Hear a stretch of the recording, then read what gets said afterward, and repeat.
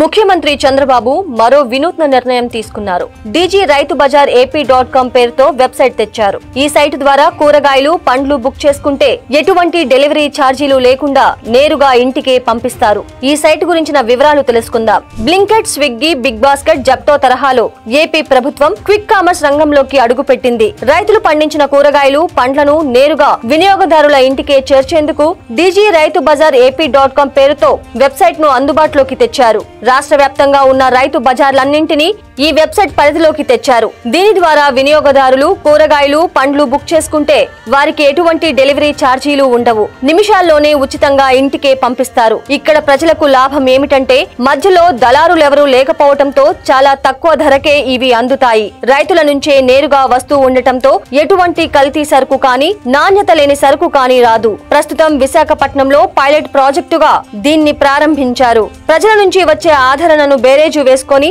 తరువాత రాష్ట్ర వ్యాప్తంగా విస్తరించనున్నారు. ఉమ్మడి రాష్ట్రానికి ముఖ్యమంత్రిగా ఉన్న సమయంలో చంద్రబాబు దళారీ వ్యవస్థను నిర్మూలించేందుకు రైతు బజార్లు ఏర్పాటు చేశారు. మధ్యవర్తులు లేకుండా రైతులే తాము పండించిన కూరగాయలను స్వయంగా ఇక్కడ అమ్ముకునేవారు. ఆ సమయంలో రైతు బజార్ల ఏర్పాటు అనేది విప్లవాత్మకమైన చర్య అని చెప్పవచ్చు. తాజాగా డీజీ రైతు బజార్ వెబ్సైట్ అనేది మరో విప్లవాత్మకమైన చర్య అనే అభిప్రాయం వ్యక్తమవుతోంది.